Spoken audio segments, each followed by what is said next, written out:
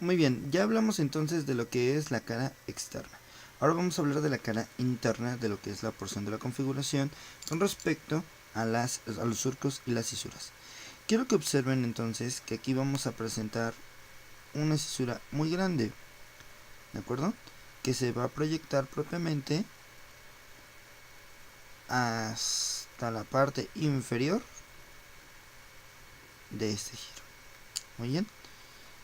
Todo esto representa dos surcos. Uno, ¿de acuerdo?, que se encuentra de manera vertical y el otro que se forma de manera horizontal. Muy bien. Ahora, este surco, entonces, fíjense bien, este surco se le conoce como surco marginal y surco del cíngulo. ¿Qué es esto? Bueno, nos va a delimitar entonces dos estructuras. Uno, que es este, que se le conoce como lóbulo paracentral, que es todo esto que está aquí.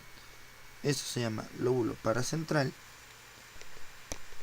Y nos va a dividir entonces también otra porción, que es la circunvolución del cíngulo, que para fines de enseñanza nosotros lo vamos a localizar justamente rodeando a toda esta región. Nace de una porción conocida como lóbulo o región de la precuña. Muy bien, entonces todo esto que estamos revisando aquí, todo esto se le conoce como circunvolución del cíngulo. Y más entonces hacia la parte superior, hemos mencionado que aquí viene este, que es el surco marginal, y el surco del cíngulo, que llega justamente hasta la parte subcallosa. Muy bien. Ahora, esto entonces es la división primaria de lo que es la cisura marginal y la cisura del cíngulo. Por arriba del cuerpo calloso vamos a localizar entonces otra cisura, ¿de acuerdo?, que es esta. Esta cisura, ¿de acuerdo?, es la cisura supracallosa o simplemente cisura callosa. Muy bien. Vamos a ver que justo por delante de esta región encontramos este surco, que es el surco precentral. Y por detrás de esta misma región encontramos ahora a lo que es nuestro, dijimos, lóbulo paracentral. Se encuentra justo al ladito aquí una pequeña porción de la cisura central, ¿de acuerdo?, de la cisura central de Rolando. Por lo tanto, esta envoltura está al lado de la cisura central, ¿de acuerdo? Entonces, toda esta porción que estamos iluminando en esta región es propiamente la región de nuestra porción precentral, nuestra región central, la porción marginal, el lóbulo paracentral, la cisura de lo que es la circunvolución del cíngulo, la porción supracallosa, y esto es el cuerpo calloso. Ahora, vamos a ver que hacia la región superior, en esta, viene lo que es el giro frontal, ¿de acuerdo?, el giro frontal superior. Algunos hacen referencia a que como está en la cara medial, también le hacen connotación de que es el giro frontal medial, ¿de acuerdo? Pero no es otra cosa más que la misma proyección del giro frontal superior que se encuentra justamente en esta región. Muy bien, esto se va a proyectar hacia la porción inferior. Ahora, más hacia abajo, aquí cambia de nombre. Como estamos por debajo de la región del cuerpo calloso, a esta porción, a este giro, se le conoce como giro subcalloso. Muy bien, en este punto, giro subcalloso. Ahora, vamos a notar entonces la otra porción. Por detrás de esta región que dijimos que se llama precuña, aquí nosotros vamos a encontrar lo que es un surco llamado surco NX, que es este punto, ¿de acuerdo? Surco NX. de este surco en X, vamos a ver que aquí se van a presentar entonces esto que habíamos mencionado, que se llama lóbulo paracentral. Quiero que observen entonces esto. ¿Por qué decimos aquí lóbulo paracentral? Y aquí nada más le hacemos referencia como giro, porque aquí está delimitado por cisuras más profundas, que son cisuras de primer orden, es decir, la porción de la marginal, ¿sale? Con la porción del cíngulo es más profunda, más otra que yo tengo justamente aquí, que se le conoce como la cisura parieto, ¿de acuerdo? La parieto occipital interna. Por esta razón entonces vamos a ir viendo que todas estas regiones están íntimamente relacionadas con cisuras más profundas, mientras las que son nada más más superficiales nada más delimitan ciertas regiones y no son tan profundas, y por eso nada más hablamos de los giros. Ahora bien, hablábamos que esta era la región de lo que es la precuña. Todo esto ya lo hemos marcado, dijimos que es la porción de la precuña, ¿de acuerdo? ¿Por qué precuña? Bueno, porque esta se encuentra por delante de otra estructura que nosotros encontramos justamente en el lóbulo occipital, que se encuentra justamente aquí. A esta región le decimos el giro. Vamos a poner un poquito más oscuro. Este es el giro de la cuña. No olvidemos que una cuña no es otra cosa más que una porción triangular.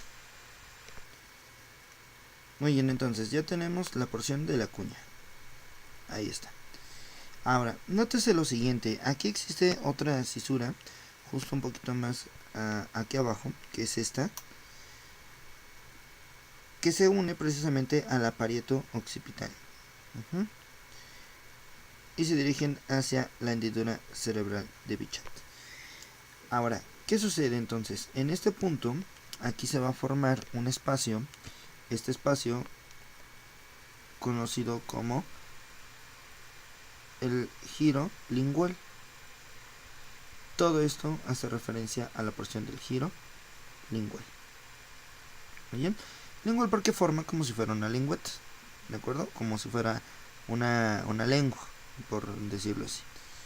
Entonces ya tenemos, nuevamente, repetimos, el lóbulo paracentral, la porción de la precuña, la cuña, el giro lingual, la circunvolución o giro del cíngulo, la porción del giro frontal, ¿sale? De la porción medial, o la porción medial del giro frontal superior, el giro subcalloso, la cisura marginal, la cisura marginal, la cisura del cíngulo, ¿de acuerdo? Y la que es la callosa, ¿de acuerdo? Obviamente aquí tenemos el cuerpo calloso. Entonces esas son todas las circunvoluciones, giros y lo que son las cisuras principales, las principales de lo que es la región medial. Muy bien. Ahora, ¿por qué es importante entonces irlas analizando? Bueno, porque cada sector va a presentar propiamente una sección, de acuerdo del giro, en el cual va a presentar una determinada numeración. Esta numeración ya es antigua, ya tiene su tiempo, pero sirve para localizar algunas porciones funcionales de lo que es mi sistema de la corteza. Es decir, entonces tenemos una parte en donde se encuentra propiamente lo que es el giro, más bien el giro del cíngulo. Encontramos áreas que se le conocen como áreas de Brodmann, y esas áreas de Brodmann tienen la cualidad de que van a estar bien diseminadas alrededor de lo que es propiamente mi giro del cíngulo. Esto nada más es como para de manera general, para hablar de generalidades, pero pues también vamos a ir hablando de lo que son las áreas de Brodmann. Eso lo hablaremos un poquito más adelante. Bueno, hasta ahorita aquí debe haber quedado claro propiamente lo que es mi región del telencéfalo, en cómo se va a ir dividiendo. Ahora, lo que vamos a hacer entonces es realizar un corte coronal, porque vamos a explicar entonces ahora lo que es la parte de la neurona. ¿Por qué es importante ahorita hablar de neurona? Bueno, porque una vez que hablemos de neurona, vamos a entender pues prácticamente el resto de las estructuras de las cuales vamos a ir hablando. Ahora, vamos a quitar entonces esto, vamos a regresar a nuestra imagen, pero quiero que observemos propiamente esto, este corte. Ahora, este corte, ¿qué tiene de fundamental? Bueno, todos sabemos, o al menos desde la primaria, secundaria, preparatoria, bachillerato, siempre nos hacen referencia de que el sistema nervioso tiene una sustancia que se le conoce como sustancia gris y otra que se le conoce como sustancia blanca.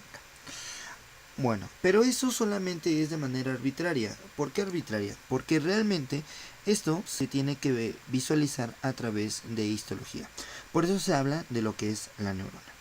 Habitualmente un dibujo de neurona clásico vendría siendo algo como esto. Este es un dibujo muy clásico de lo que es la neurona.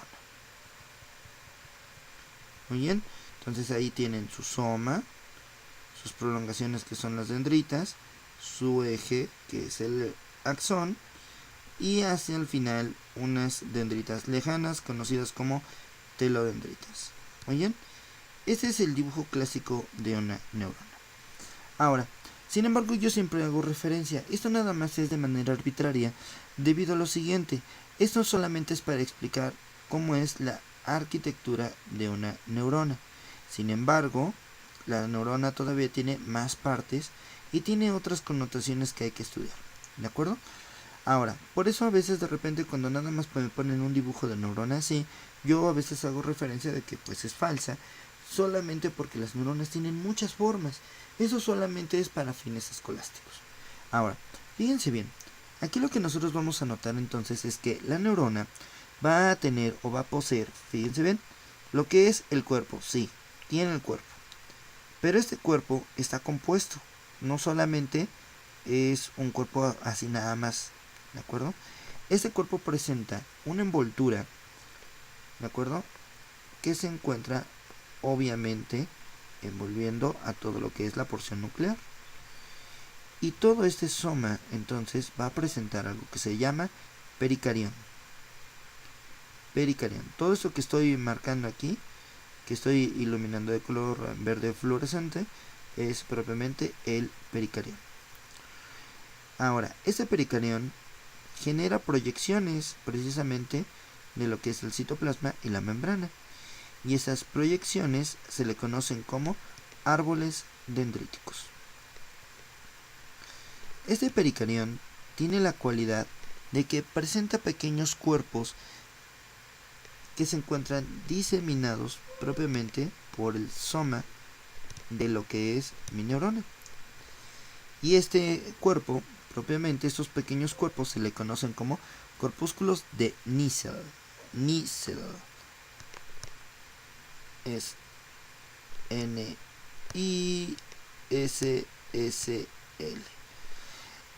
No es otra cosa más que retículo endoplásmico rugoso, obviamente con ribosomas, y tienen la cualidad de que van a ayudar a formar prácticamente algunas porciones de neurotransmisores y otras proteínas que se requieren para lo que es la conducción de señales. Vamos a ver entonces que cada árbol dendrítico va a presentar entonces prolongaciones que nosotros referiremos como dendritas. Muy bien, pero estas dendritas no son lisas, presentan pequeñas salientes como si fueran las espinas de una rosa, ¿de acuerdo? Aumentan todavía la superficie de contacto y a esto se le conocen como espinas dendríticas. Entonces tenemos árboles dendríticos, dendritas y las famosísimas espinas dendríticas. Ahora, dependiendo del tipo de neurona, vamos a ir viendo que estas van a presentar entonces una porción que se le conoce como porción receptora, que es el soma con los árboles dendríticos y obviamente las espinas dendríticas. Más hacia abajo se va a formar entonces un eje. Este eje es muy grande, muy largo, dependiendo obviamente el tipo de neurona. Pero este eje, que es el que estoy marcando aquí, todo inicia en un cono. Muy bien, este eje es el axón. Este axón entonces presenta un cono que se le refiere como cono inicial, porque aquí es donde se genera el impulso eléctrico. ¿Muy bien? Después va a presentar, ahora sí, una porción que se le conoce como porción conductora, que no es otra cosa más que el mismo cuerpo del axón. Que en este cuerpo del axón, vuelvo a insistir, dependiendo del tipo de neurona, puede presentar una prolongación, dos prolongaciones o simplemente una misma. Y al final va a irse dividiendo en lo que nosotros conocemos como telodendritos. Muy bien. Los cuerpos de lo que son los cuerpos de los axones pueden ser tan largos o tan cortos como sea necesario. Al final va a llegar a una porción que se le conoce como porción efectora. Ahora, ¿por qué hacemos la mención propiamente de lo que es la neurona a este nivel? Bueno, la sustancia de níquel o los cuerpos de níquel lo que hacen es darle un aspecto al soma más oscuro. Y tenemos otras células que se encuentran envolviendo a lo que es mi parte axonal, que son células de la glía.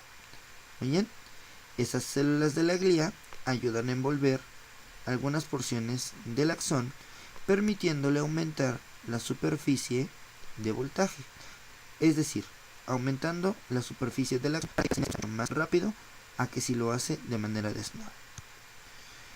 Entonces, ¿qué sucede aquí?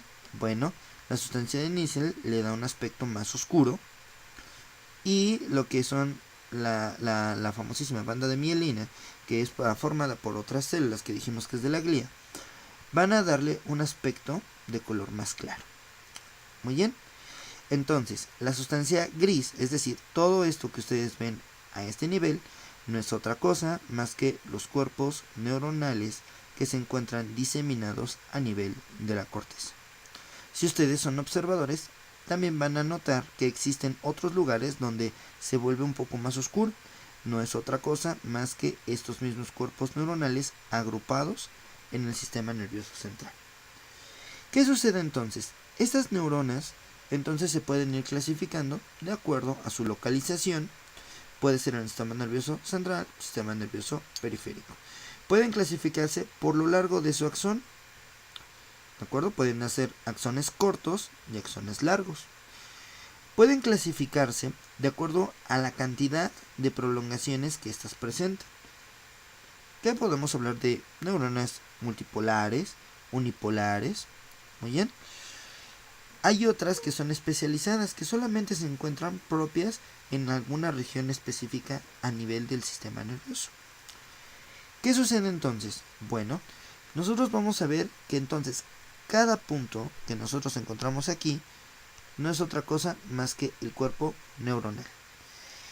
Y a su vez vamos a ir viendo que de esta se va a ir desprendiendo un axón. Y ese axón puede llegar en corto o puede ir a llegar a ser más largo. Por lo tanto, el aspecto que nosotros estamos observando aquí no es otra cosa más que este conjunto de axones. Interesante, ¿no? Porque cada neurona entonces tiene la cualidad de que se va a unir a otras porciones.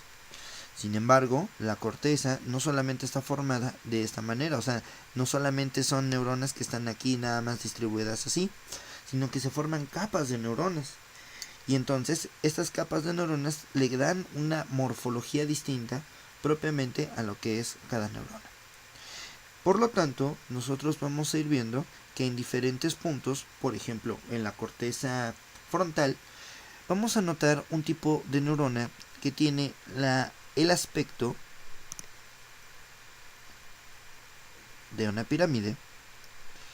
Y a ese tipo de neurona nosotros le diremos neuronas piramidales, obviamente con su axón y obviamente con sus árboles dendríticos, sus dendritas y sus espinas dendríticas. Ese es un ejemplo, ¿de acuerdo? Muy burdamente, pero ese es el ejemplo. Ahí está. Tenemos otras neuronas, por ejemplo, que van a ser las que se encuentran en la retina, que son bipolares. Y no son como una novia excéntrica, no, al contrario, sino es simplemente que presentan un par de axones en diferentes puntos. ¿De acuerdo? Ahí están entonces lo que son las neuronas bipolares. Hay neuronas que solamente tienen un solo axón, no tienen dendritas, pero solamente tienen un axón. A esas neuronas le decimos unipolares. Y hay otras que les digo que son las neuronas mentirosas, porque pareciera que solamente tienen una prolongación o un axón, pero realmente van una para acá y otra para acá, que se le conocen como las pseudo-unipolares. Entonces tenemos las piramidales, tenemos las bipolares, tenemos las unipolares, tenemos las pseudo-unipolares, y las que tienen más prolongaciones, que es como la que estoy terminando de dibujar acá, se le conocen como multipolares. Ahora bien, también encontramos algunas neuronas que por su función van a ser inhibidoras y excitadoras. Muy bien. Este tipo de neuronas pues no es otra cosa más que la función que tienen cada una de las que ahorita acabamos de mencionar. Vamos a ir viendo entonces que también las neuronas se clasifican de acuerdo a lo que es lo largo de su axón. Se clasifican en Golgi tipo 1 y Golgi tipo 2. Lo que son las neuronas de Golgi tipo 1 van a presentar lo que son axones que son lo suficientemente largos, mientras que lo que son las Golgi tipo 2 van a ser de axones cortos, ¿de acuerdo? Entonces axones largos y axones cortos. Esto va a ir dependiendo propiamente de cada una de las regiones que nosotros vamos a ir viendo. Muy bien. Estas prolongaciones neuronales, entonces vamos a ver que les digo, dependiendo de la región en la que estemos hablando, pues se van a ir clasificando propiamente en Golgi tipo 1 o Golgi tipo 2. Ahora, ya estuvimos hablando de cómo es la estructura neuronal. Muy bien. Ya estuvimos viendo que prácticamente aquí en lo que es la corteza cerebral, entonces si nosotros lo viéramos desde otro punto de vista, es decir, aquí por ejemplo en esta estructura que es el tálamo, yo tengo también axones que se pueden dirigir a la corteza o axones que se pueden dirigir hacia el resto de mi sistema nervioso. Por lo tanto, ¿qué es lo que estamos viendo? No estamos viendo otra cosa más que, si es sustancia blanca, lo que estamos viendo son axones. Si es sustancia gris, lo que estamos viendo son precisamente cómo están agrupados estos cuerpos neuronales. Entonces, es lo que a veces de repente nos cuesta mucho trabajo entender. Voy a regresar a la imagen original que yo tenía hace un momento para explicarles entonces una cosa muy interesante. Cada vez entonces que yo veo propiamente a mi sistema nervioso, sobre todo de lado, yo lo que estoy notando es que en este punto, vamos a poner aquí en el diencéfalo, como si fuera una neurona grande, justamente aquí lo que se hace es la proyección del axón. Todo lo que ustedes están viendo de manera macroscópica no es otra cosa más que el recorrido de los axones. Simplemente es que es axón tras axón, tras axón, tras axón, tras axón, y entonces por eso tiene una apariencia más sólida, más fina. ¿Me explico? ¿Qué sucede entonces en otras partes? Bueno, en otras partes, dependiendo de la zona en la que nos encontremos, los axones no solamente vienen de arriba hacia abajo, sino que se van a ir comunicando en diferentes puntos de la corteza. A esto entonces nosotros nos referiremos como la clasificación propiamente ahora de los axones según las zonas que van uniendo. ¿A qué voy con esto? Bien, si regreso entonces a mi corte original y aquí nuevamente pusiera mi cuerpo neuronal y aquí vendría un axón. Este axón lo que va a hacer sensiblemente hablando es dirigirse propiamente de un hemisferio a otro. Y aquí se va a conectar a otro cuerpo neuronal, justamente acá. Cuando conecto de un lado de un hemisferio a otro hemisferio, a esto se le conoce como axones de comunicación. Y si comunican, a esto me refiero como comisurales. Entonces, todo lo que pasa, toda la sustancia blanca, es decir, todos los axones que cruzan de un lado de la corteza a otro lado de la corteza, se le conocen como comisuras. Y la comisura más grande propiamente dicha es esto, que se le conoce como cuerpo calloso. Esta es la comisura más grande de todo el cuerpo. ¿Estamos? Hay otras comisuras, la comisura blanca anterior, la comisura blanca posterior, muy bien, pero lo más importante es que tengan la idea de que estas son precisamente los cables de nuestro sistema nervioso. Ahora bien, vamos a poner ahora el ejemplo de este axón. Si este axón entonces, en vez de que uniera entre hemisferios, solamente uniera entre las mismas circunvoluciones, ¿ok? Siempre y cuando se queden en este mismo hemisferio, a estas fibras se le conocen como de asociación. Asocian, ¿ok?, las mismas regiones de un mismo hemisferio. Pueden ser de asociación largas, porque llegan a un lóbulo diferente, o de asociación cortas, porque simplemente llegan de un giro a otro giro. Por último, vamos a tener los axones que son los más largos de todos. Y estos axones van a dirigirse justamente hasta la médula espinal. Se van a proyectar. Por lo tanto, estos axones se le conocen como axones de proyección. Repito, comisurales son todos los axones que van a cruzar de un hemisferio a otro. De asociación son los que van a unir a las mismas circunvoluciones o a la porción entre lóbulos. Pueden ser cortos o pueden ser largos. Y las de proyección, que van a dirigirse propiamente hasta llegar a la médula espinal. Estos son uno de los más largos propiamente de esta misma región. A eso nos referiremos como axones de proyección. También son cortos y también son largos. Muy bien. Existen algunas que van a ser especializadas o van a ser especiales, como por ejemplo lo que son las neuronas de Purkinje, que estas van a tener como tal un cuerpo relativamente hablando grande, pero que tienen, vaya, infinidad de proyecciones y que van a tener infinidad de dendritas, como si fuera precisamente un penacho. Tienen la característica que esas neuronas de Purkinje se van a encontrar en el cerebelo, pero sus axones son también sumamente largos. Ahí está. Sale pues.